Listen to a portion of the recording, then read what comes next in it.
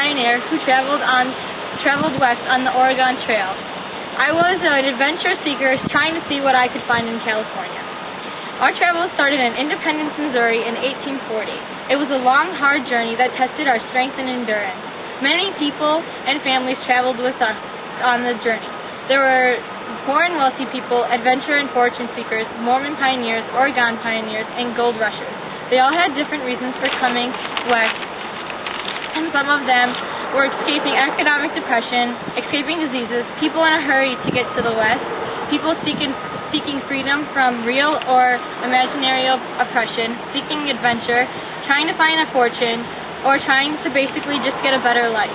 We heard many rumors about the trail, and we weren't quite sure what to expect when we started our journey. The travels along the Oregon Trail usually took about 6 months. During that time, we faced many challenges, such as food, water, and wood scarcity.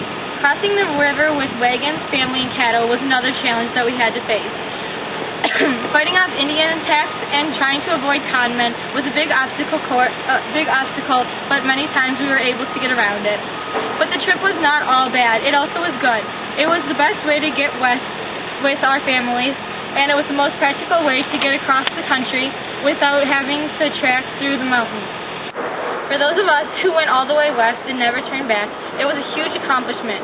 Even though it was long and tough, I will never regret my travels on the Oregon Trail.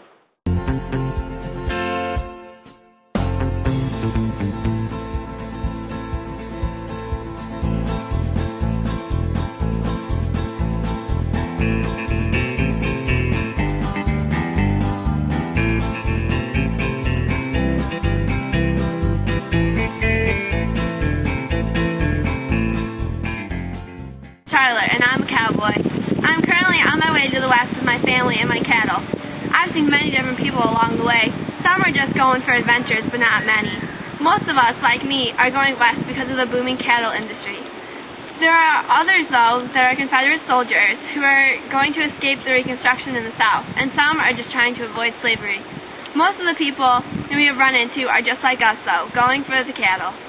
When we get there, there's going to be lots of cattle and meat, because we heard there was a huge demand for meat ever since the Civil War. So we're all taking our cattle, and I guess we'll find out what happens when we get there.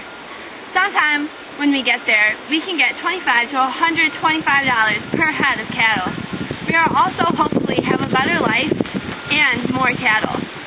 The travel there has not all been easy. We have to go miles through a desert. It seems like it will never end. There is harsh weather conditions, and we always face the threat of Indian raids. Our cattle and animals are starving and getting exhausted, and a lot of them are dying. We mostly run out of food a lot, and it's not easy, but hopefully it's worth it. Back home in the South, we work all day. We work 10 to 14 hours a day, and we start as young as 15. We've heard the average age of a cattle driver is only 24. Our cattle are our lives, and we depend on them. The travel is sort of like a long drive, where we move our cattle across the land. It can take up to 3 months, and there is only one of us for 250 cattle. Life of a cowboy is hard, but I wouldn't change it for anything.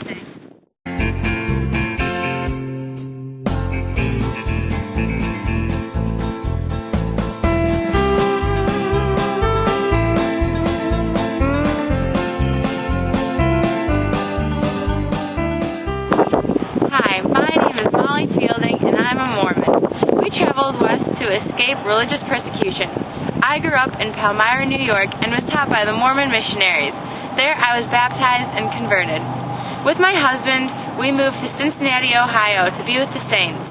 We were driven out, and there we went to Independence, Missouri. That was where the worst of the persecution was endured. My house was burned down, and all we had was what we could carry. From there we went to Nauvoo, Illinois. After the death of our prophet Joseph Smith, we decided to go west to Utah, where no one could persecute us. We called it the Promised Land. My family traveled with me in the Martin and Willie Handcart Company. Our journey would take us 9 months, and we started late in the year in September. All we took was what could fit in a wagon pulled by 2 oxen. Since it was so cold, we had to stop and wait out the winter in Nebraska. We knew that we were halfway when we reached Chimney Rock, and there we carved our names in the rock. I had my 3rd child along the way, which was difficult because there was no doctors or any pain medication. On the trip, we used buffalo chips for wood, and we gathered berries and hunted buffalo for our food. When we finally reached Utah Valley, we were so happy. One of the problems that we endured was the crops. Our first year, all of the crickets came and ate our crops. This was a problem because we didn't have any food, but finally seagulls came and they ate up the crickets and we were able to grow our crops. I am so glad that we were able to come to Utah because now we can have religious freedom and we can settle in the promised land.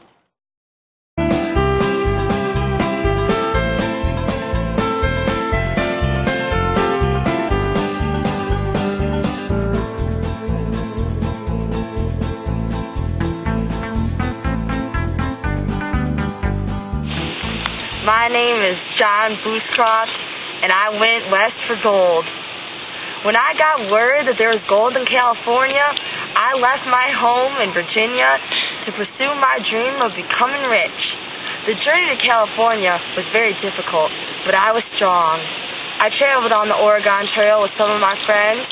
I walked most of the whole journey because my wagon was full of water and food and other things I needed.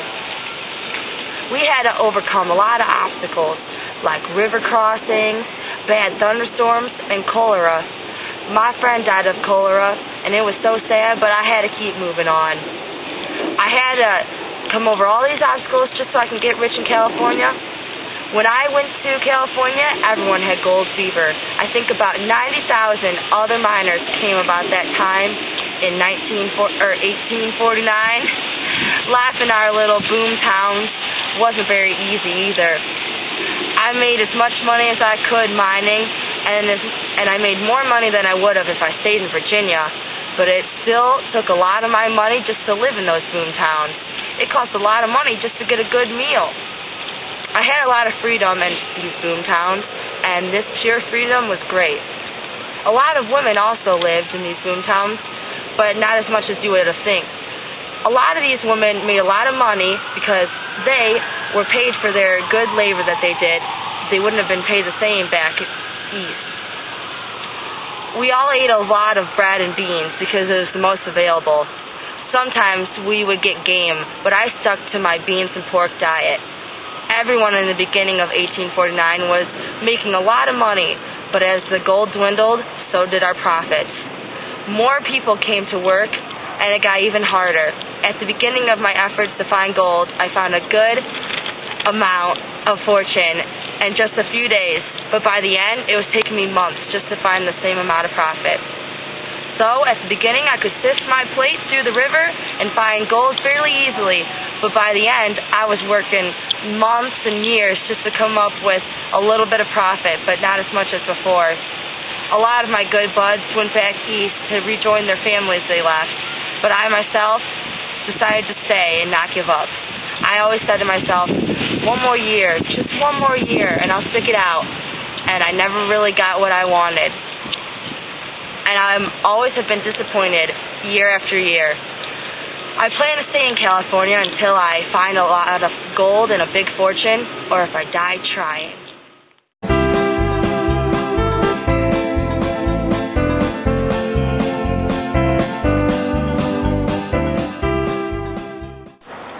There were many different types of people that traveled west during the mid-1800s. These included Mormon pioneers, adventure seekers, 49ers searching for gold, and cowboys taking advantage of the land. Their motivations were different, but their goal was all the same, to settle in the West. They had to face a lot of challenges, like cholera, which is a disease that infected their water. They had to cross rivers and face death and a lot of accidents. There were also bad thunderstorms. Food was always scarce, and water was scarce as well. And most of the time, they just ate whatever they could get their hands on. These conditions were not enough to keep these people from achieving manifest destiny.